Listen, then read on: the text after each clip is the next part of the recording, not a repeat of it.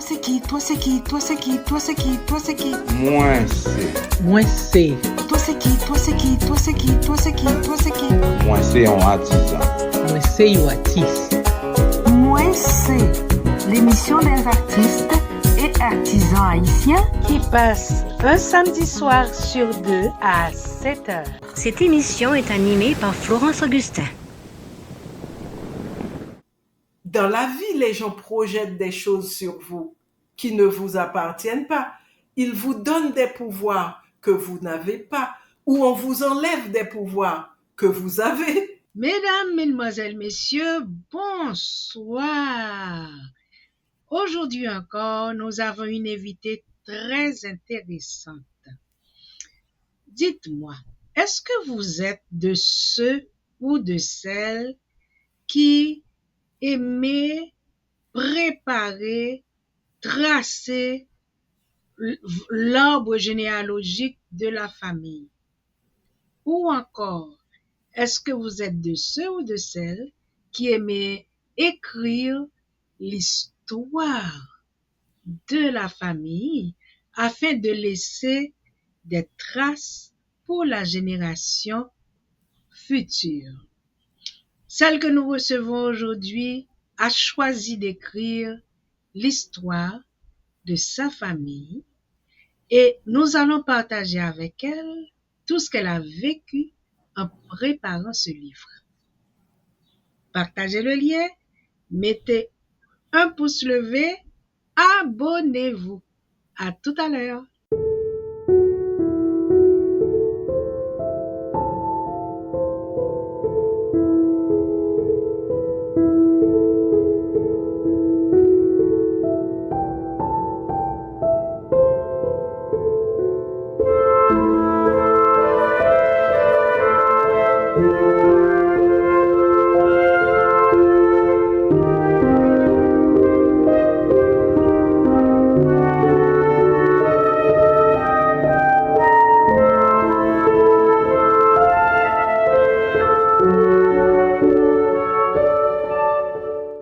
Procurez-vous une toile de l'artiste peintre Florence Augustin à l'adresse courriel flaugustin@yahoo.com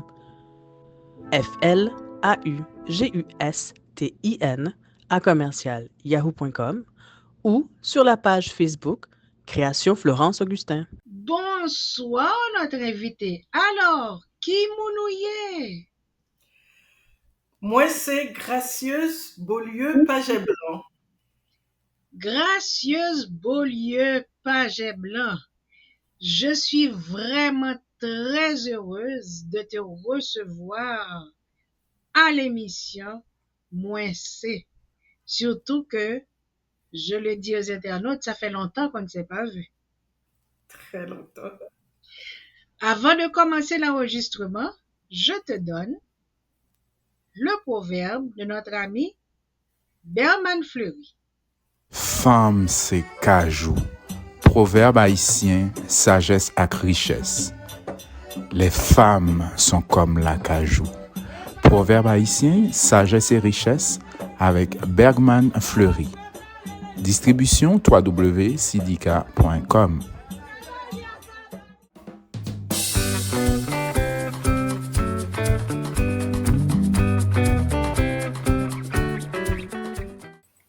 Un autre proverbe, Jaco compte parler, mais il n'y a pas moun pour ça. Ok, gracieuse, je répète le proverbe pour toi. Jaco qu'on parlait, mais il n'y a pas moun pour ça. À la fin de l'émission, tu nous diras ce que tu penses de ce proverbe. Entendu. Gracieuse, dis-moi, ou du moins dis aux internautes, parle-leur de tes études, de ta formation et tout ton parcours. Bon, c'est un peu long à décrire. Pour résumer, je suis psychologue. J'ai un doctorat en psychologie. J'ai fait un doctorat à Columbia University à New York et en psychologie clinique et counseling. La psychologie clinique, c'est surtout le traitement ou recevoir des patients. Et l'aspect counseling, c'est plutôt l'aspect développement personnel. Moi, je suis de la génération de mes études où j'ai vu arriver tout ce que aujourd'hui on entend par le développement personnel et qui est basé sur la psychologie positive.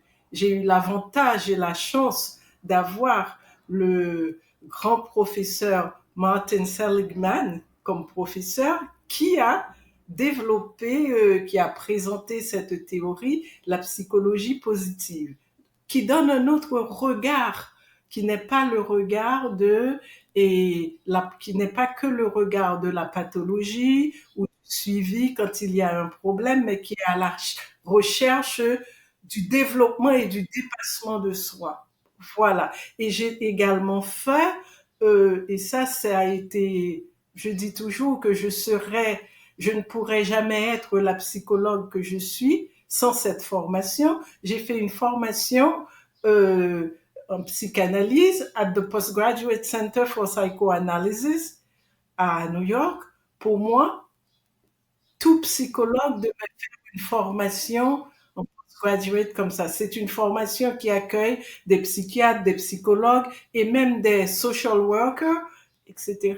Et moi, toutes les bases cliniques que j'ai, tout ce que j'ai appris réellement vient du postgraduate, alors que j'ai une bonne formation à Columbia, etc.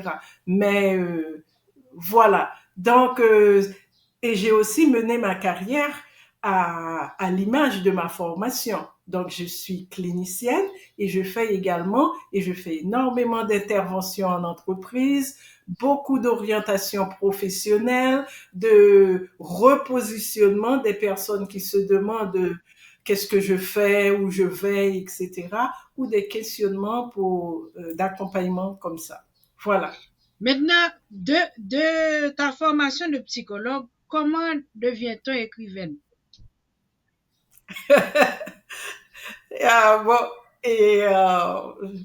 Je ne me considère pas écrivaine. J'ai toujours écrit. Quand on fait des études, on écrit. Mais je n'ai jamais fait réellement une écriture qui, pour moi, était une écriture créative et inspirante. Et je sais que je n'ai pas de j'adore tout ce qui est artistique, je n'ai pas de talent artistique, mais j'ai vécu l'écriture réellement avec un œil artistique, c'est-à-dire je n'ai pas voulu, et Florence, tu pourras peut-être comprendre, ou pas que toi, mais bien d'autres artistes, c'est que quand j'écris, je ne voulais pas que mon travail, que cette écriture ressemble à quelqu'un d'autre. Je voulais que ce soit ma production personnelle. Donc, et en effet, je pense que ce pari a été gagné. Je ne voulais pas écrire pour être la meilleure écrivaine et respecter les clous de l'écriture, mais je voulais d'abord que ce soit une production personnelle, au-delà de l'écriture. Oui, et tu as raison parce que, au fait, il y a différence vraiment entre écrivaine et auteur. Donc, pour le moment, tu es auteur et tu vas nous parler de ce livre que tu as publié et que tu as titré « Je suis Beaulieu ». Je suis né Beaulieu. Tu sais, quand j'ai vu le titre, je me suis dit, il y a des gens qui se marient. Bien entendu, la loi ne nous exige pas de porter le nom de notre époux, mais dans notre pays, le plus souvent, les femmes portent le nom de leur époux. Mais il y en a qui disent, je suis Beaulieu, le paget blanc là, je suis peut-être paget blanc, mais je suis avant tout Beaulieu. Est-ce que c'est dans cette optique que tu as écrit, que tu as choisi ce titre? Pas du tout. Mais quand je dis pas du tout, parce que ce titre ne précède pas le livre. Ce titre, je l'ai choisi après que le livre ait été écrit, revu, corrigé. Donc, c'était beaucoup plus, si tu te rappelles les devoirs qu'on nous donnait quand nous étions petits, où on a un texte, on le lit et on vous dit quel titre que vous donneriez à ce texte. Moi, quand j'ai écrit ce livre, quand j'ai commencé, ça s'appelait, et ça s'est appelé tout au long, Ma famille et moi. C'était et ma famille et moi, et je me rappelle ma fille aînée qui est un petit peu taquine et tout ça, elle me dit, bon, ma famille et moi, c'est beau, mais ça fait un peu du riz à pois. Elle est un peu, elle me dit, oh, il faudrait un petit peu, j'ai dit, quel que soit le titre que je choisirai, ma famille et moi, ça reste. C'est les premiers mots que j'ai mis pour écrire parce que je voulais parler de ma famille et moi. Beaulieu, je suis née Beaulieu, pour moi c'est un titre. Et quand on lit l'histoire, oui, on comprend que je suis née Beaulieu, je suis Beaulieu, et je suis haïtienne,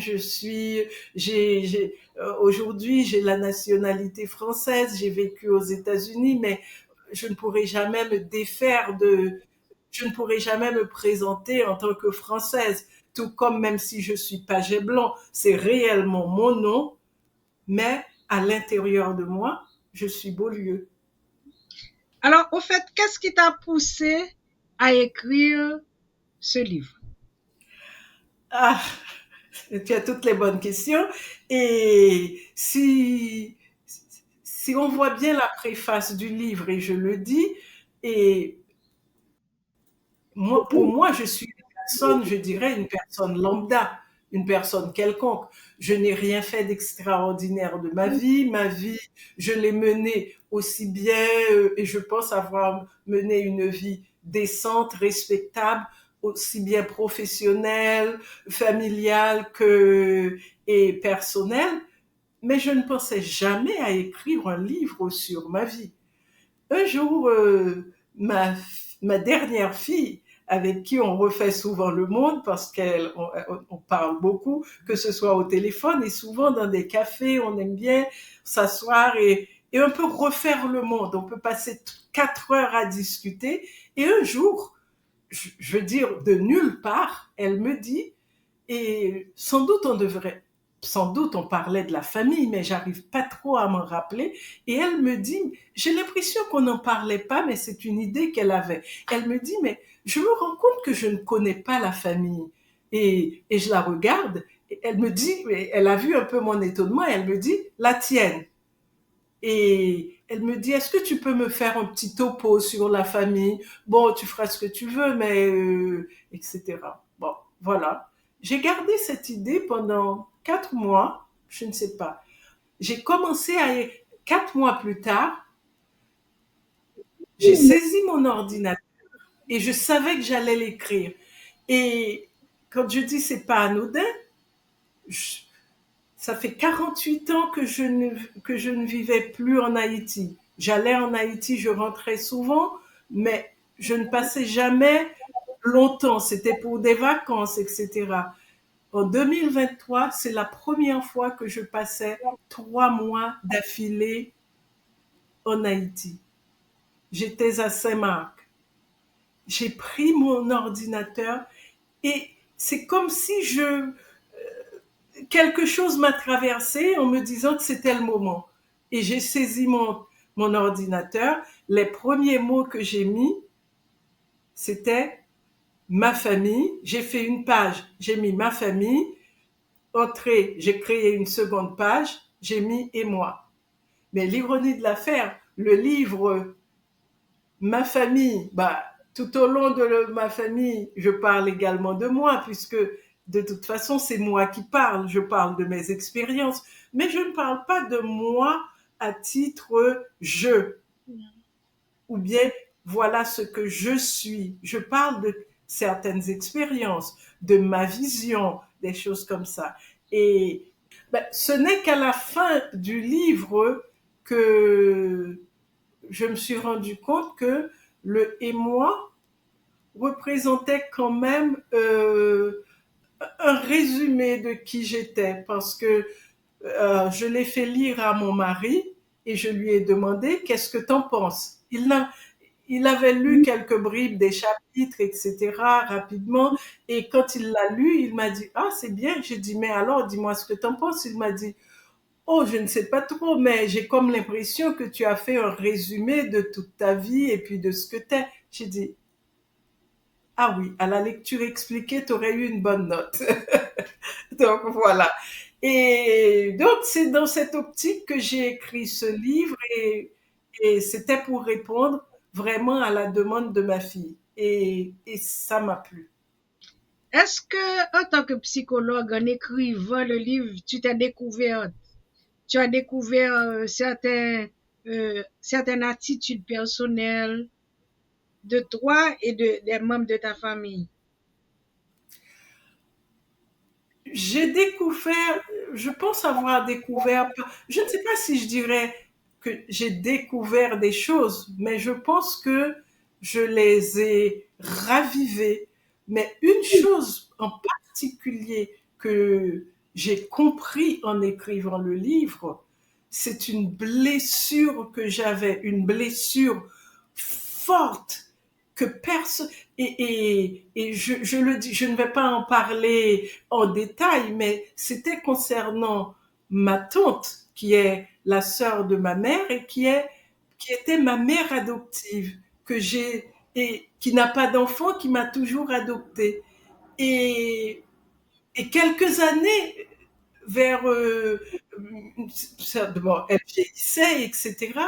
Et elle m'a non seulement elle m'a mise de côté, mais il y avait une sorte de machination. Et ce qui m'avait fait mal, c'est que je n'en voulais pas à ma tante et j'en voulais aux gens qui l'accompagnaient. Pour moi, c'était une sorte de délire et c'était pas vrai. C'est pas elle qui était comme ça. Et moi, je n'arrêtais pas de retourner, malgré qu'elle ne voulait pas me parler. Je retournais vers elle, je l'appelais, je venais ici, je venais à New York, je venais la voir. Et si elle m'accueillait, j'étais contente. Si elle ne m'accueillait pas, c'était pas grave. Et certaines personnes me disaient, mais arrête, n'y va pas.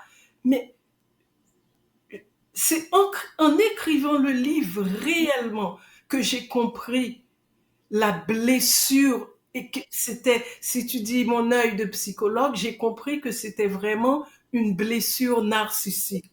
Cette blessure narcissique, elle était ma mère. Comment on peut m'arracher ma mère? Comment elle peut ne plus vouloir de moi? Et là, quand j'écrivais, je revisitais toute mon histoire avec elle, ce que je dis dans le livre, alors que je n'ai jamais eu besoin de l'appeler maman parce que j'avais ma propre mère, on était ensemble, mais elle était ma tante et pour moi, une tante, c'était pareil qu'une mère, mais elle était ma mère nourricière.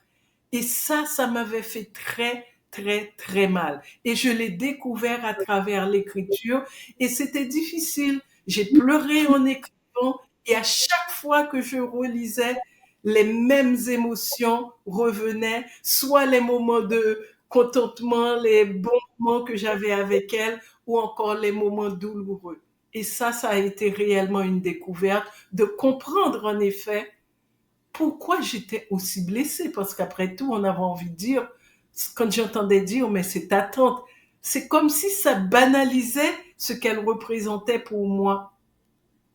Voilà. Tu la chérissais vraiment beaucoup. Justement, et je la chéris encore. J'allais te demander s'il y a un personnage de ta vie qui t'a marqué. Je vois que c'était ta tante. Ça dépend. J'ai un amour pour ma tante qui est un amour filial. Mais bon, elle a 96 ans, bientôt 97 maintenant. Elle ne reconnaît presque plus personne, mais même au téléphone, elle reconnaît ma voix, elle est contente de me voir. j'ai un sentiment d'attachement profond et d'amour profond pour elle. Mais dire que c'est la personne qui m'a marqué, ce ne serait pas vrai parce que il y a beaucoup de choses chez elle que je n'appréciais pas. Mais c'était pour moi, c'est un amour inconditionnel. Je l'aimais comme elle était. Elle a ses défauts et c'était pas grave. C'était les défauts qu'elle avait.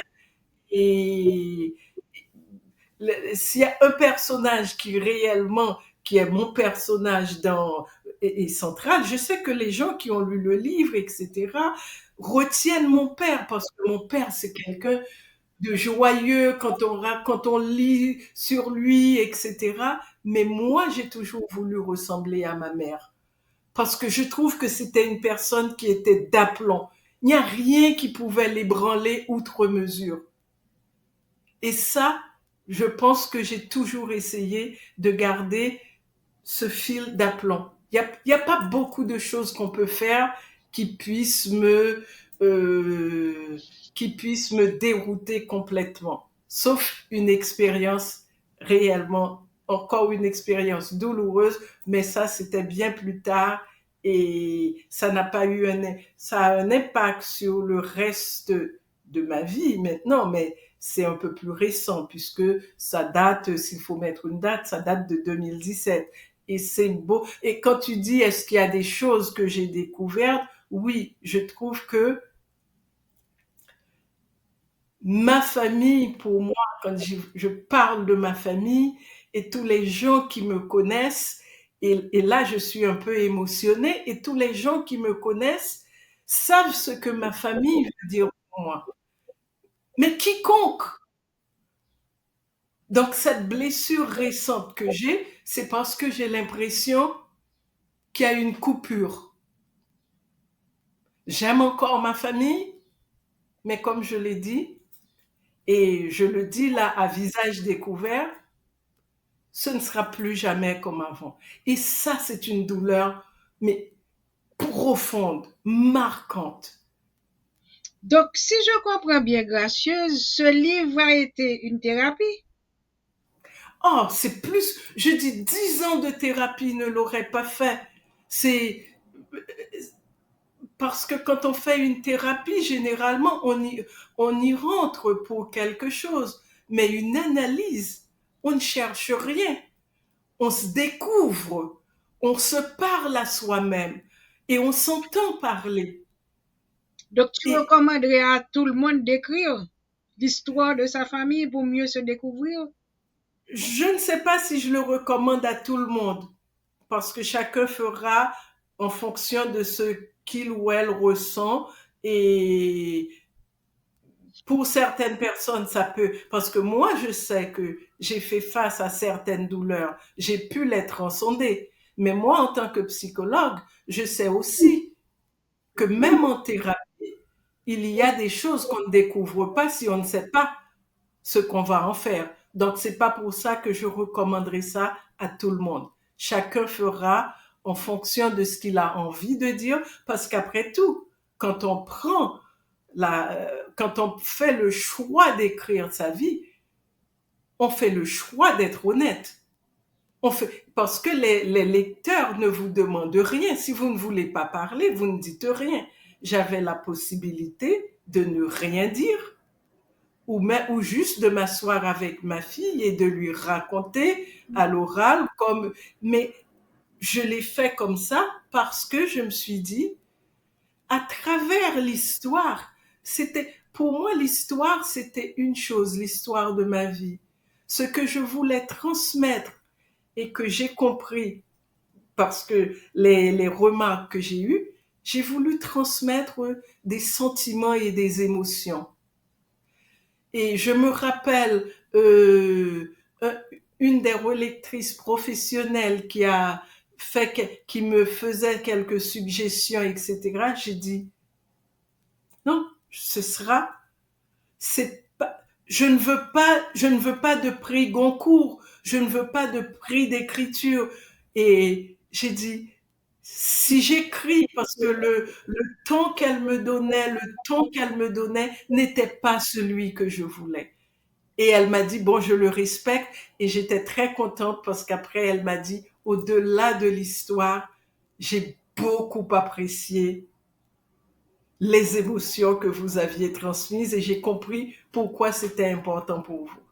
Donc pour moi, s'il y a une chose que je veux, c'est que les gens vivent ce que moi j'ai vécu. Les bons moments ou encore, il y a énormément d'anecdotes et c'est là-dessus qu'on voit la vie. C'est pas quand on raconte des choses importantes.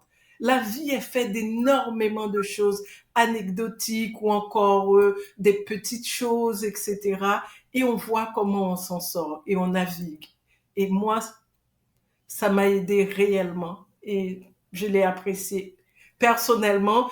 Et je ne sais pas je pense que mes filles l'ont apprécié, mais ce qu'elles en feront, ça leur appartient. Allez, gracieuse, nous allons faire la première pause et Ah ouais. puis tu vas nous faire une petite lecture du livre tout à l'heure. Tu veux? Si tu le veux aussi. Oui, si tu veux bien. À tout à l'heure. Je suis partante et c'est toi qui guide.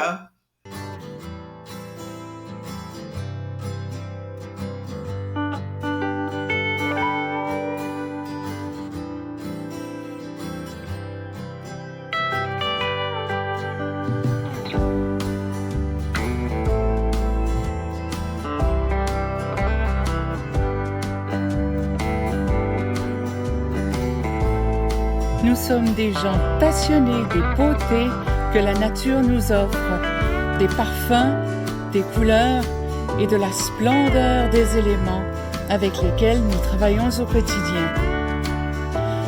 Pour vos commandes en ligne, atelierfloral@videotron.ca ou encore www.suzannesavard.com. Par téléphone 450 505 6650 avec votre fleuriste Michel Castera.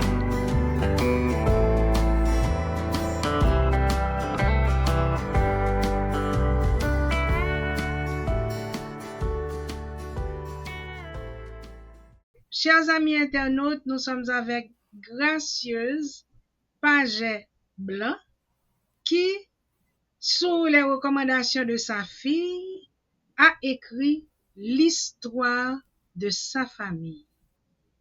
Un livre assez volumineux qu'elle a intitulé « Je suis née Beaulieu ». Le livre se lit très bien, très facilement, une écriture facile. Il est volumineux, mais je vous assure qu'on ne s'ennuie pas. Gracieuse, comment as-tu pu jongler entre ton travail de psychologue et ton travail d'auteur? Je n'ai pas jonglé puisque, comme je dis, j'ai fait des écrits professionnels, donc ça ne compte pas. Mais l'auteur, en tant que ce livre que j'ai rédigé, je l'ai commencé après que j'ai pris ma retraite en février 2023. Donc, je n'ai pas eu à jongler. Alors que je ne pensais pas prendre ma retraite en 2023, pas du tout, je n'avais pas réfléchi, et je pensais réellement que la clinique allait vraiment me manquer, les patients, tout ça, et je travaillais énormément parce que j'étais aussi dans ce que je n'ai pas dit de mes activités, j'étais aussi enseignante à l'université, j'enseignais la psychosociologie, la psychologie du comportement et bien d'autres choses, méthodologie de la recherche. L'enseignement, je sais que ça n'allait pas me manquer parce que à un certain moment, ça fatigue beaucoup l'enseignement. C'est vrai que j'ai aimé, mais à un moment, je voulais vraiment arrêter. Mais la clinique, je pensais que j'allais continuer.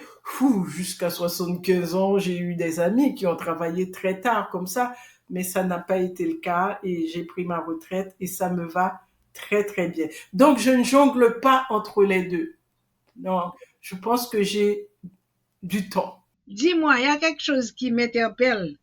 Comment as-tu pu reconstituer les dates dans le livre? Les faits et puis les dates. Ce livre, je l'ai écrit, encore je l'ai dit dans la préface, c'est que je ne me suis adressée à personne. Ça n'a pas été un travail de reconstitution et un travail objectif. J'ai privilégié vraiment la subjectivité. Et rappelle-toi, j'ai parlé des émotions. Quand on s'accroche, ce n'est pas un livre historique, ce n'est pas à la limite. Et c'est pour ça que quand tu parles de est-ce que c'est thérapeutique, oui, ça l'est. Dans une thérapie, la subjectivité prend toute la place de l'objectivité parce que c'est la vision de la personne.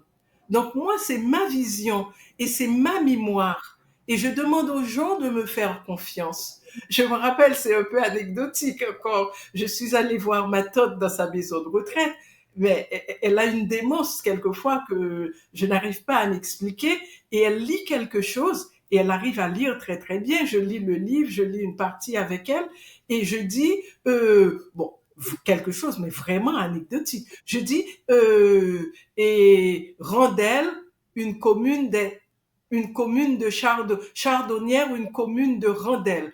Et elle lit, elle me dit, non, c'est pas Chardonnière la commune. Chardonnière, c'est la grande ville et Randel, c'est la localité. J'ai dit, mais oui. Et elle a fait une blague, elle m'a dit, on s'en fout, personne ne saura. Alors que, elle est dévote, mais elle arrive à se souvenir de ça. Et ce village, je parlais, c'est le village de la naissance du grand-père, de mon grand-père. Donc le père de mon père, c'est même pas, c'est des endroits qu'elle connaissait comme ça, mais purement anecdotique. Elle me dit, on s'en fout, personne ne saura. Et je l'ai retenu et ça m'a plu parce que je me suis dit, oui, si je dis que Randel était la commune de Chardonnière, je me suis trompée et j'aurais pu le corriger puisque à l'époque j'avais les preuves. Je l'ai laissé tel quel parce que dans ma tête, mon père venait, Chardonnière était une commune de Randel et c'était mes souvenirs. Je veux que mes souvenirs restent tels quels parce que c'est ce que ma fille m'a demandé. Elle ne m'a pas demandé d'aller vérifier les dates dans l'histoire de la famille. Elle m'a dit, raconte-moi. Voilà. Donc, les faits, comme je dis, je les ai. Vraiment, le livre s'est déroulé. Je n'ai pas fait de plan, mis à part ma famille et moi. Les chapitres que l'on voit, c'est pour ça que je parle de créativité. Ce serait comme un cinéaste. Bon, encore une fois, Florence, tu peux comprendre. Ce serait comme un cinéaste qui prend un texte et qui après fait des coupures et qui fait des cadrages. Moi, c'est ce que j'ai fait, mais en laissant le texte tel qu'il est. Mais j'ai raconté l'histoire. Ça se déroule. Et en même temps, il y a une chronologie, mais j'étais pas attachée à cette chronologie. Je suis née et après j'ai grandi et voilà ce qui s'est passé. Et un de mes voisins m'a demandé, mais comment tu as trouvé ton fil conducteur? Je lui ai dit, mais il est dans le titre. J'ai voulu parler de ma famille et de moi. Et il a fait une blague, il m'a dit, moi j'ai envie d'écrire quelque chose, mais ce sera moi et moi. Et il a rigolé, il a dit, ce sera moi et moi. J'ai dit, mais chacun son truc. Et après, et je l'ai compris, il a dit, j'ai envie de parler de tout ce que j'ai vécu, tout ce que j'ai fait, et la famille serait là, mais ce serait pas l'élément essentiel. Donc pour moi, c'était ça. Tu vas nous lire une partie? Oui, j'ai pensé à cette partie. J'avoue que moi, je pourrais vous lire tout le livre, mais ça risque de prendre très, très longtemps. Et bon, je montre un peu la couverture, Florence. Mais oui, tu peux la montrer.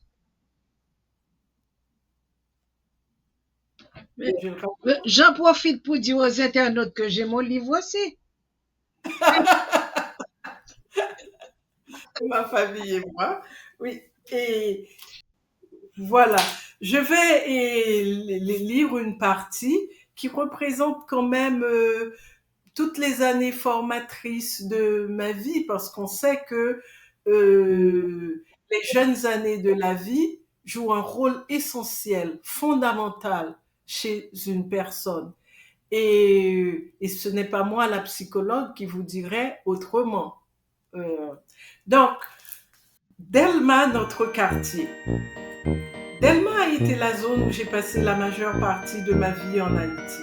Cette région extrêmement peuplée aujourd'hui, nous l'avons connue autrement, nous l'avons vue changer, nous l'avons vue se dégrader, comme beaucoup de choses dans le pays. Mon frère Henri était très mécontent de ce déménagement en 1970.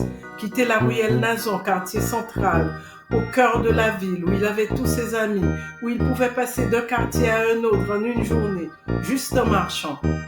Papa nous a exilés à Delma, où rien n'était accessible à pied. Tout était loin. Il fallait obligatoirement prendre un tap-tap, un transport en commun, pour se rendre à Port-au-Prince. Nous habitions sur la grande route, une grande maison verte que l'on pouvait voir à distance. C'était la seule visible du lot. On n'était pas isolés, loin de là. Il y avait juste en face de nous le supermarché au Lincoln. C'était assez nouveau, les supermarchés. Myriam était amie avec les caissières, ma sœur Myriam. Elle allait discuter avec elle, Marlène, Madame Salomon, Madame Gillot et d'autres encore. Seska et moi avions nos amis du quartier. Myrta, Seska et moi avions nos amis du quartier. On allait et venait. Gladys n'a jamais vraiment eu d'amis de quartier. Quel que soit l'endroit où l'on habitait, elle avait ses amis bien à elle, chez qui elle allait ou qui venaient dormir à la maison. Personne n'avait cette pratique avant elle, d'éviter des copines à dormir à la maison ou aller dormir chez des copines. Elle aimait surtout aller dormir chez des amis, parce que c'était un moment à elle seule. Papa l'accompagnait chez sa meilleure amie. Il connaissait le père. Où que vous alliez, papa connaissait les parents de vos amis. J'ai du mal à me rappeler quand et comment la vie à la maison a changé. Petite, mes parents sortaient, ils nous laissaient seuls sous la surveillance de Gladys et de quelques voisins. Les gens venaient jouer à un jeu de cartes qui s'appelait Bézil, à des jeux de société, buvaient du café. Puis, à Delma, sur le parterre de devant, les neveux de ma grand-mère et d'autres continuaient de venir jouer aux cartes. Papa et maman allaient danser les dimanches après-midi à Bamboche, le Lambi, un club situé à Carrefour, sur un ponton se jetant dans la mer, où le petit groupe appelé Coupé-Cloué et le trio Select, qui n'était alors très peu connu, se produisait. Un jour, plus personne ne jouait à des jeux de société, ni aux cartes, même pas nous dans la famille. Plus personne ne venait prendre le café chez nous. Plus de sorties en famille pour aller manger une glace au bicentenaire ou chez Chandler. Henri ne faisait plus de fêtes à la maison. Les fêtes que nous avions étaient les anniversaires de Gladys. C'était souvent des fêtes d'après-midi avec des jeux aussi drôles qu'espiègles. Mes parents ont fêté leur noce d'argent dans cette maison. Quelle belle fête! Étrangement, suite à cette belle célébration, où la famille et les amis étaient conviés aussi bien à la célébration religieuse en l'église du Sacré-Cœur de Turgeau qu'à la réception à la maison, cette fête a marqué un tournant dans la dynamique familiale. Peu de temps après, maman a découvert l'infidélité de papa, pas très glorieux. Et elle a également découvert la situation financière de la famille qui se détériorait.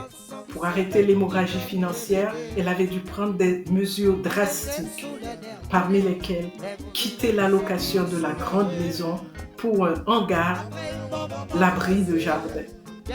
La nouvelle vie dans le hangar à Delma 31 a été aussi le quartier de mon adolescence.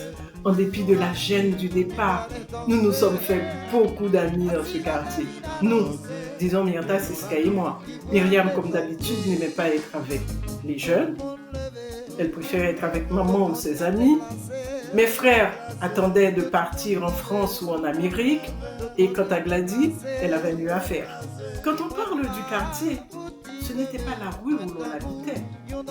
Ça allait de Delma 19 à Delma 45. Même si l'on traînait dans la rue à rire, à raconter des histoires et faire n'importe quoi, nous étions tous impliqués dans des activités religieuses, sportives, musicales et autres. L'école du dimanche chez Pasteur Bloch, la chorale à Saint-Luc-Gonzague pour la messe du dimanche, des veillées spirituelles qui culminaient par une fête de danse collée serrée.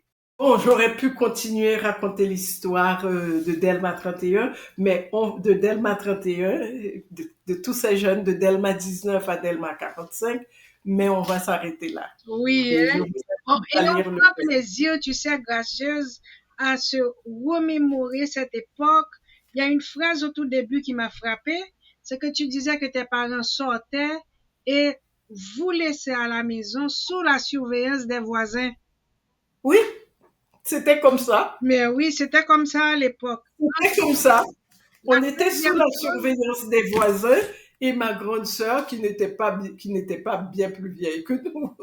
C'est ça. Et on ne craignait pas. Voilà.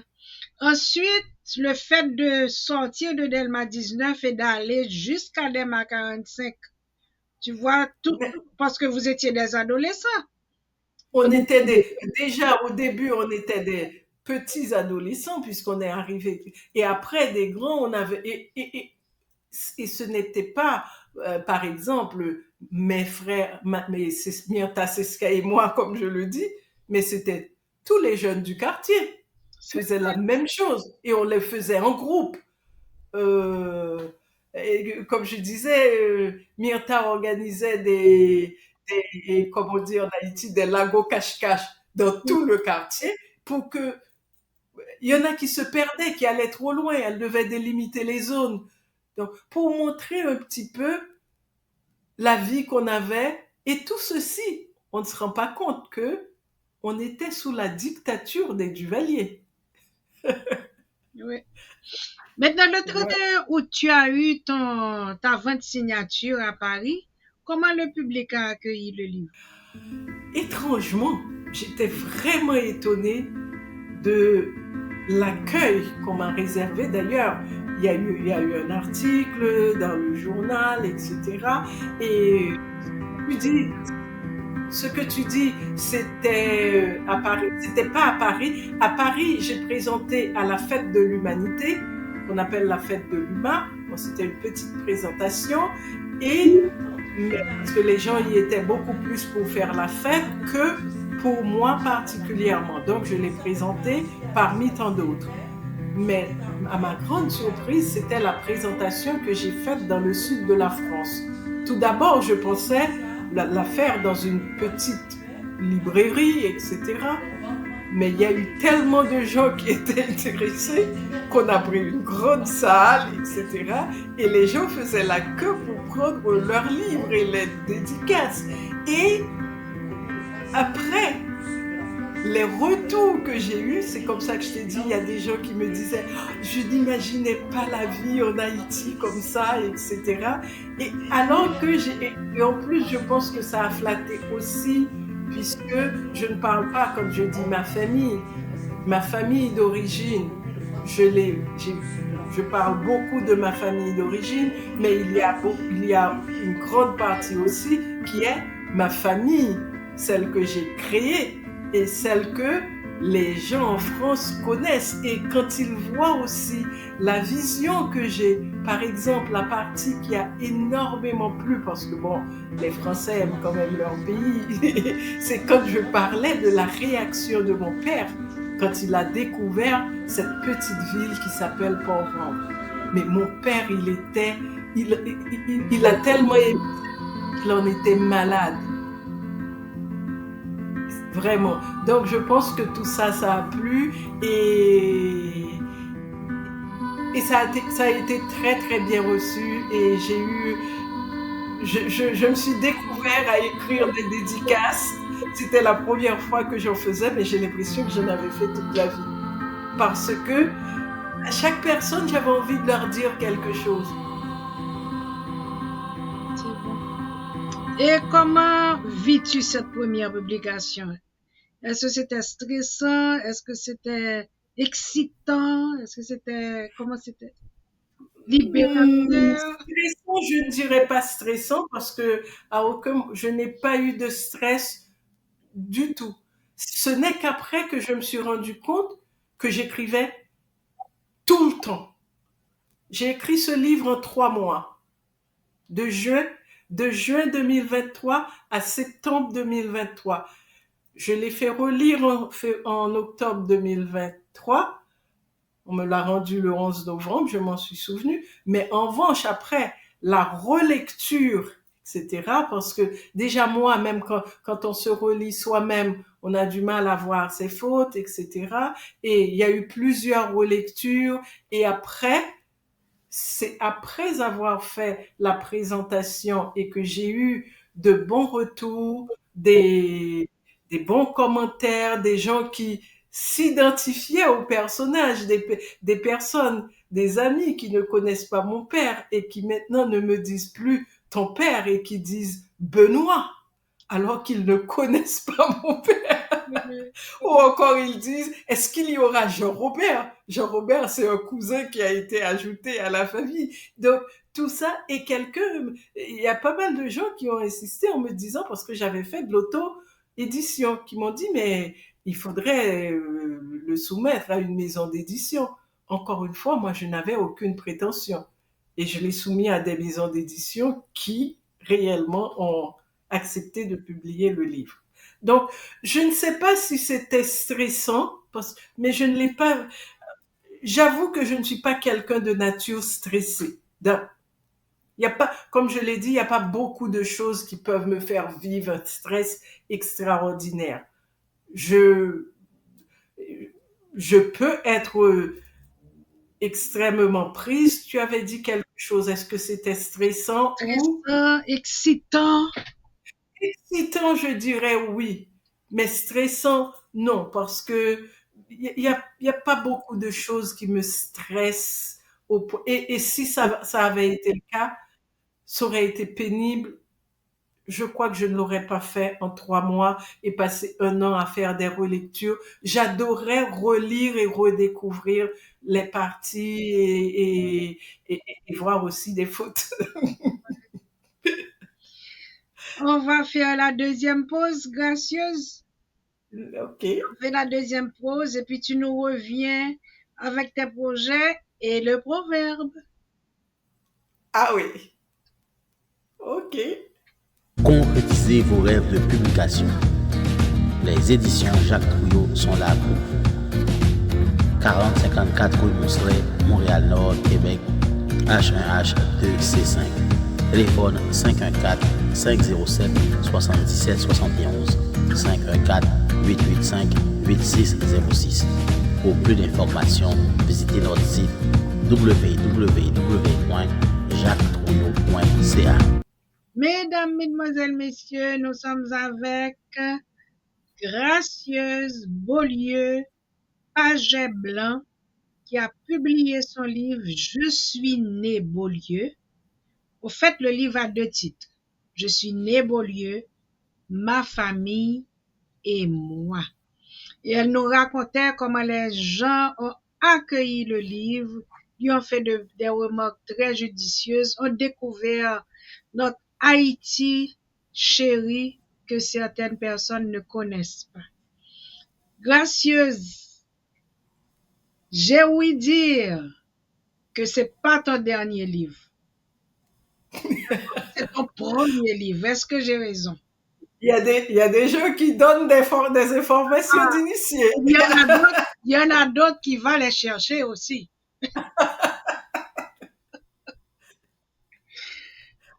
Qu'est-ce que tu nous concoctes?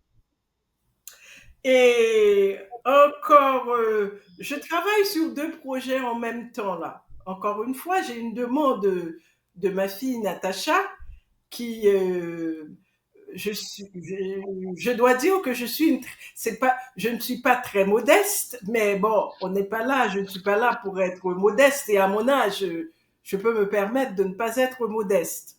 J'ai fait des choses, donc, et je cuisine très très bien. Et elle m'a demandé, et j'ai aussi des petites recettes faciles et très bien, je peux préparer un repas rapidement.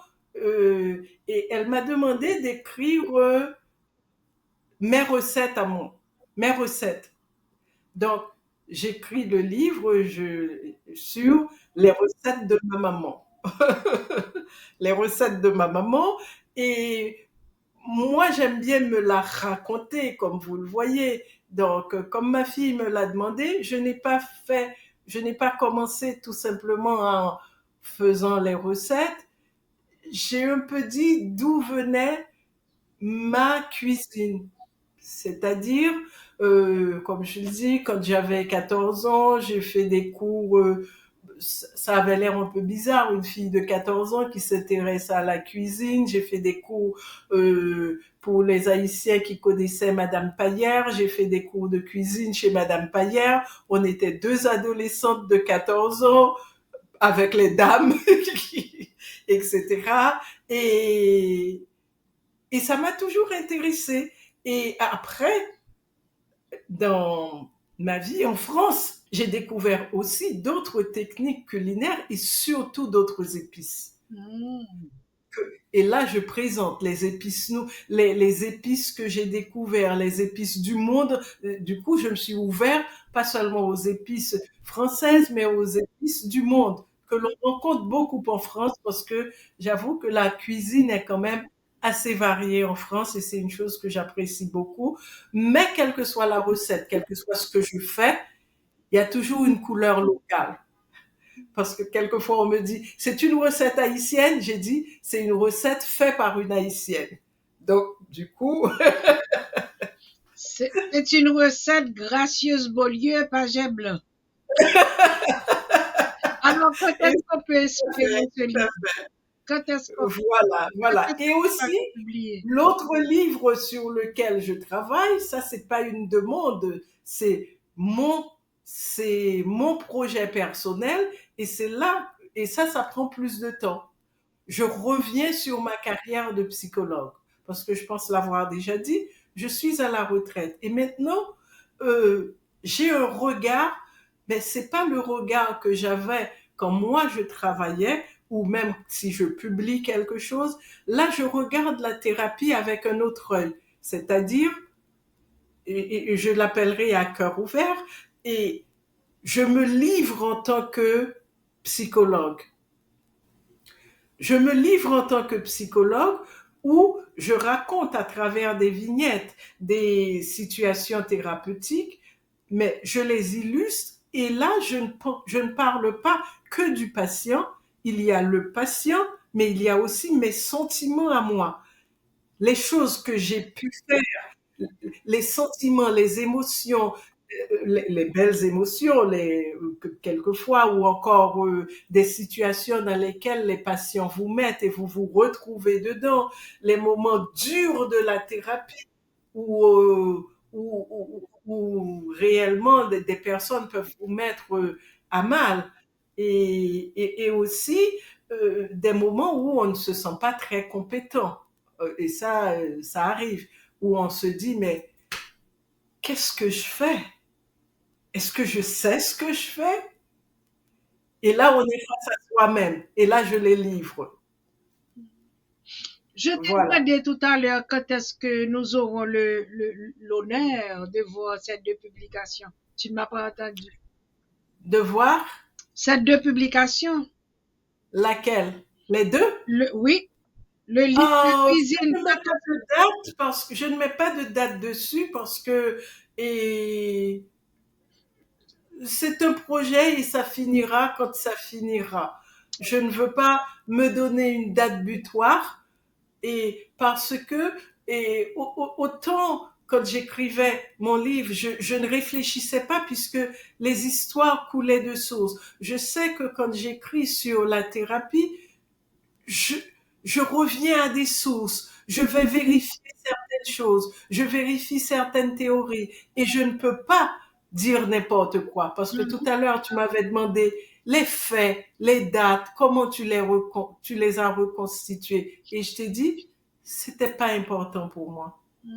Mais quand je parle de ce livre qui peut être un livre, je pense, tout public, mais ça peut s'adresser à des professionnels, à des personnes qui ont une affinité. Donc, je me dois de dire des choses qui sont théoriquement vraies, basées, et même si c'est une intuition personnelle, il faut que je donne et il faut que je donne quand même les fondements de ce qui me permet de dire ceci. Donc, on ne peut pas dire n'importe quoi. Donc, je l'ai commencé en septembre dernier, oui, en octobre dernier, octobre 2024.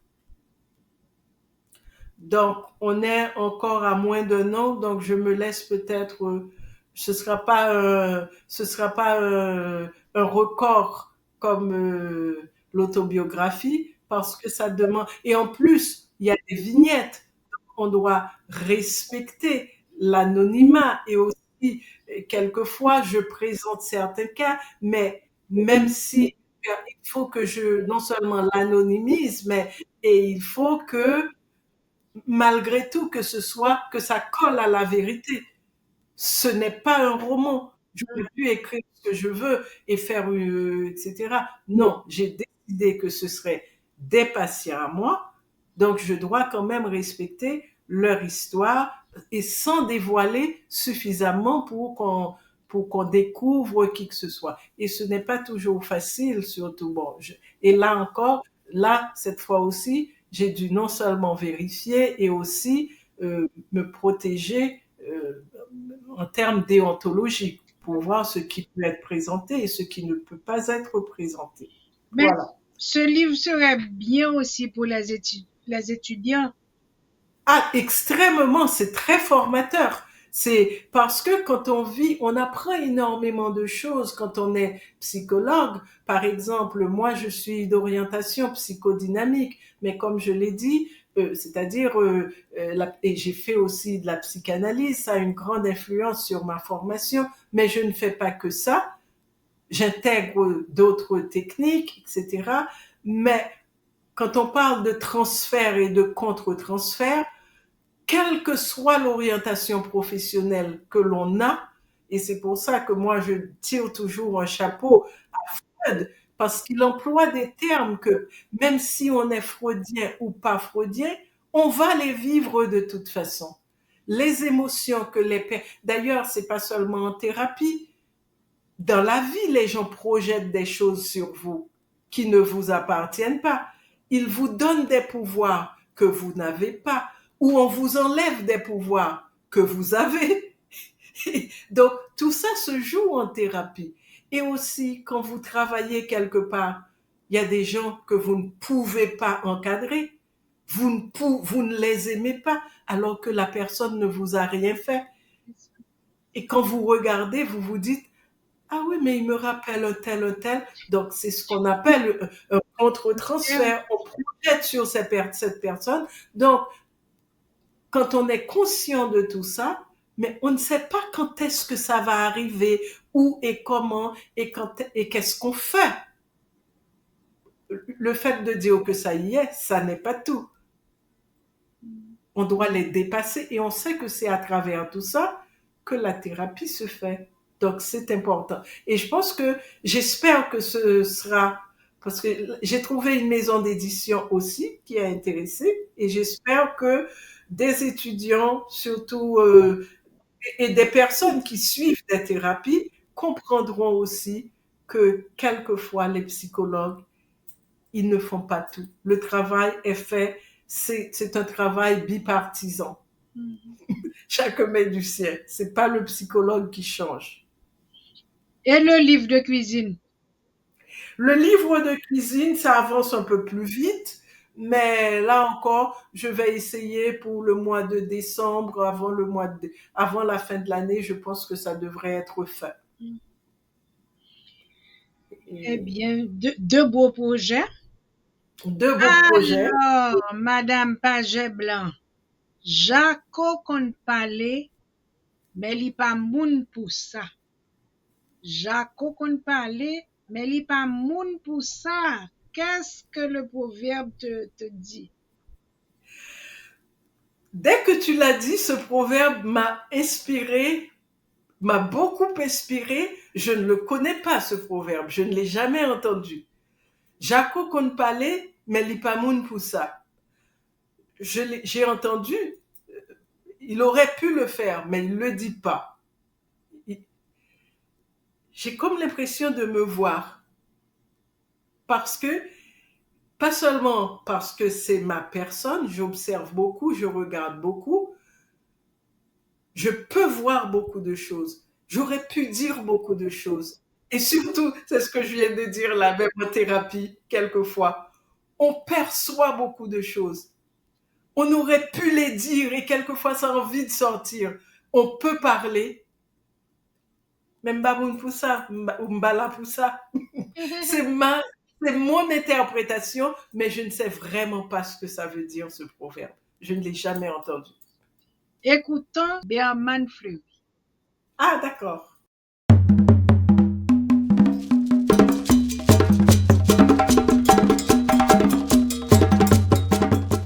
Jaco kon pale, mais li pa moun pour ça. Donc, le perroquet peut parler, mais ce n'est pas un humain pour autant. Donc, il ne faut pas se fier aux belles paroles pour nécessairement accorder des qualités à celui ou à celle qui émet ces belles paroles. Donc, Jaco kon pale, mais li pa moun pour ça. Donc, les beaux discours ne sont pas nécessairement les reflets de la réalité. Eh bien, gracieuse, tu as entendu Berman qui a dit de ne pas se fier aux belles paroles, de ne pas se fier aux beaux discours. Voilà. J'ai beaucoup aimé ton interprétation du proverbe. Oui. C'est pas l'interprétation que j'aurais eue, ne pas se fier aux beaux discours, parce qu'il a dit Jaco kon pale, mais donc il fait pas de discours. Oui. Donc c'est pas l'interprétation, c'est le côté se taire, avoir une information mais qu'on le tait. Mm-hmm. En tout cas, moi c'est ce que ça me disait et je le garde. Oui. Je suis contente de le découvrir et je le garde en mon sens. Gracieuse, avant de mettre fin à l'entrevue, j'ai ouï dire, parce que moi je cherche beaucoup, Élan pour Haïti. Parle-nous de Élan pour Haïti. Élan pour Haïti, c'est une association humanitaire que j'ai créée en 2010, directement à la suite du séisme. Et à l'époque, j'étais présidente d'une autre association en France qui s'appelait Association des femmes de différentes cultures. Et cette association était venue, comme on dirait en Haïti, était venue poter coller à Haïti. C'est-à-dire, on a fait énormément de choses, on a envoyé des tentes de manière massive et j'avais établi le premier pont qui s'était ouvert pour envoyer de la nourriture. Et American Airlines, c'était le seul moyen de faire venir des vivres à Haïti. Et comme je ne voulais pas dévier l'objet de l'association AFDC, Association des femmes de différentes cultures, je me suis dit, ça ne peut pas devenir une association pour aider Haïti. J'ai créé l'association pour Haïti. Et pour moi, comme cette association nous avait donné un élan, j'ai appelé notre association Élan pour Haïti. Donc, cette association soutient des écoles, on fait des actions dans l'agriculture, notamment dans l'Artibonite et on a des rizières, mais ce qui est très, très, très difficile parce que l'agriculture en soi est difficile, le milieu est difficile et bon, mais on essaye quand même de tenir un peu. Bon, Gracieuse, le Voilà, livre voilà. Je suis né Beaulieu, où est-ce qu'on peut le trouver?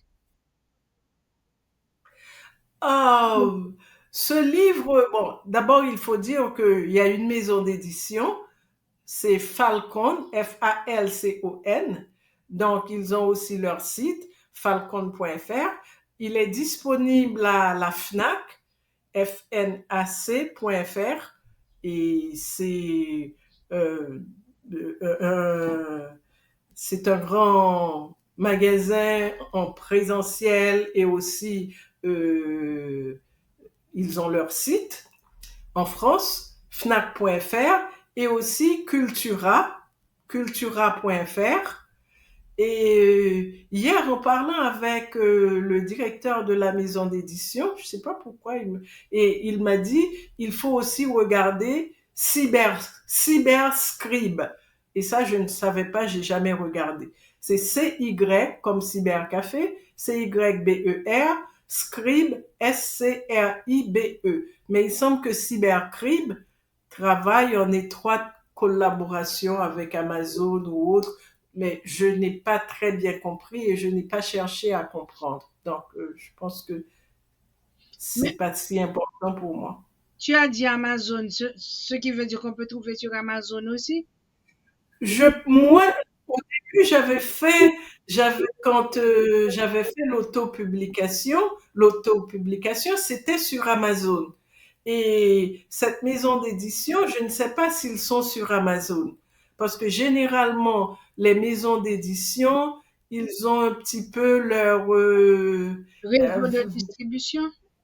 Ils ont leur réseau de distribution ou quelquefois, il y a des maisons, par exemple, ils ont des réseaux de librairies et les librairies n'aiment pas toujours travailler avec Amazon. Oui, alors que beaucoup de groupes travaillent normalement avec Amazon en sous-traitance ou autre. Mais après, ça dépend de chaque maison d'édition.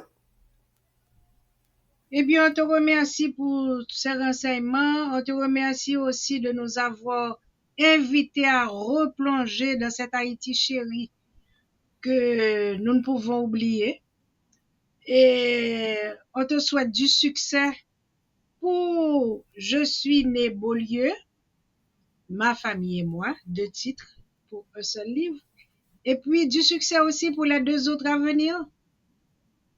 Merci Florence, ça a été un plaisir. Fleurs Caraïbes. Hôtel, restaurant. Plus besoin de voyager pour savourer la cuisine haïtienne, ses saveurs ensoleillées dans une ambiance tropicale. Brunch tous les dimanches de 9h à 13h.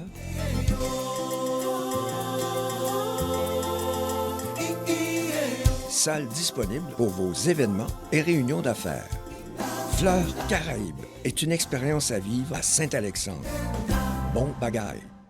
Mesdames, Mesdemoiselles, Messieurs, c'est avec nos Gracieuse Beaulieu, Paget Blanc, qui nous parlait de son livre Je suis né Beaulieu, qui a comme 2e titre Ma famille et moi. Un livre qui nous permet de replonger, comme je le disais tout à l'heure, de replonger dans notre cher Haïti. Encouragez-la, procurez-vous le livre.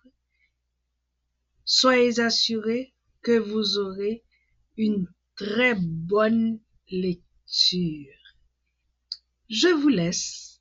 On se voit dans 2 samedis. Toi c'est qui? Toi c'est qui? Toi c'est qui? Toi c'est qui? Toi c'est qui? Moi c'est. Moi c'est.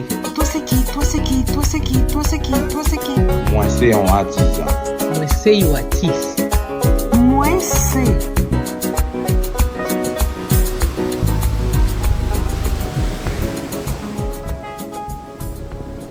Cette émission est animée par Florence Augustin.